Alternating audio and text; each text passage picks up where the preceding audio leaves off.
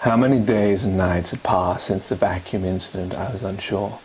For most of it, I stayed in my cabin, thinking about what I'd done, or more, what I had not done.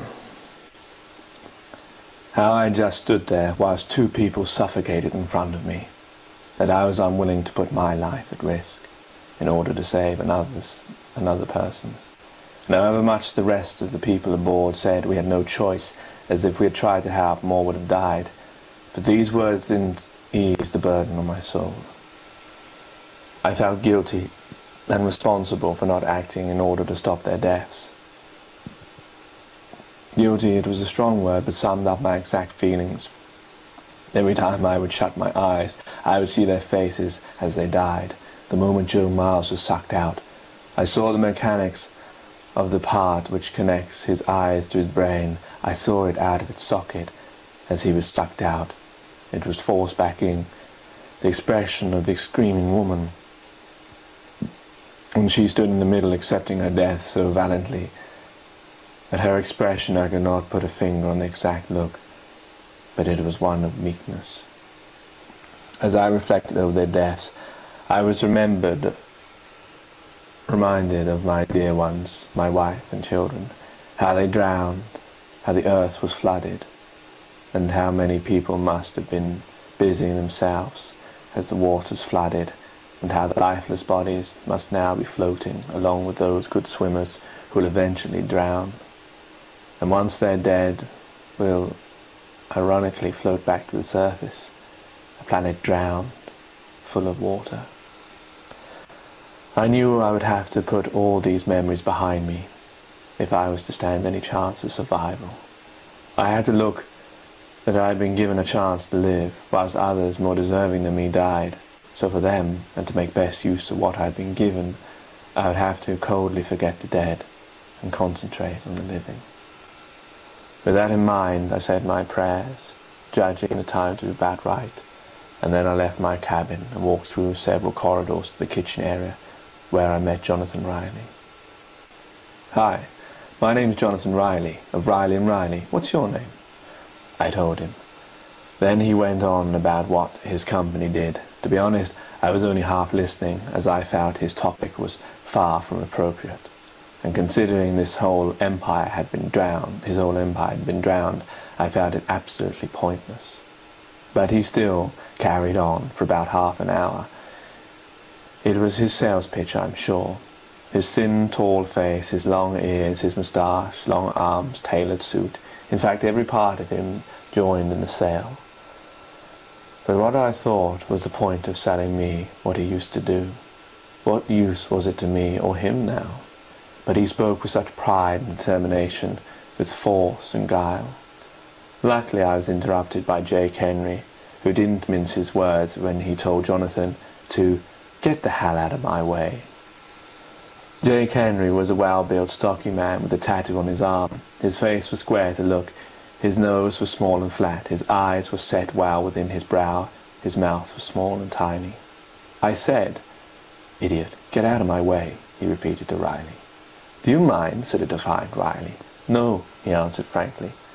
"Look, you eek, I don't think you know who you're talking to. I'm certainly not a person that is told what to do. In fact, quite the opposite. If anyone is going to be doing the telling, it will be me, and I'm telling you to back off if you know what's good for you." "I won't say it again," said Henry, as if he hadn't even heard a word. He stood his ground, and looking at him, you could see why. He was no match for anyone in this whole capsule, let alone to the thin, puny Riley. "Okay, fine, I'll move." He moved closer to Henry and whispered, "But this isn't the end." Looking at these two individuals, I could well imagine both of these being the killer.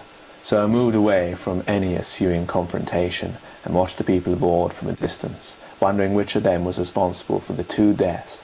Although this was the job of Mark Archer, what he was going to do, he still hadn't told us.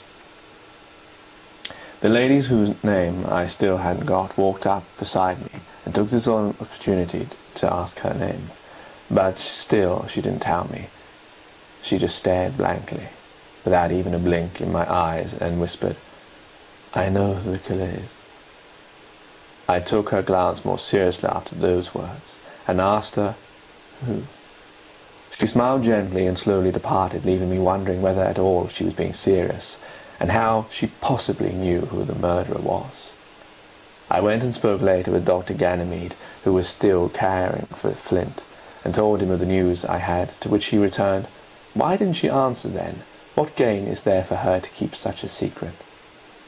I had no answer to this logical question, but I replied that we knew nothing of her character, and maybe this was in fitting with it. As I explained to him, we really all were strangers aboard this ship, and it was going to take time to understand everyone. As we spoke, Flint started to cough violently. We both turned around to see Flint, shaking on the floor. His arms tight straight by his side, his face was going bright purple. The doctor rushed over to him. "What's wrong with him?" I said. The doctor answered back as he started to check Flint. "Maybe he swallowed his tongue." But it was not that.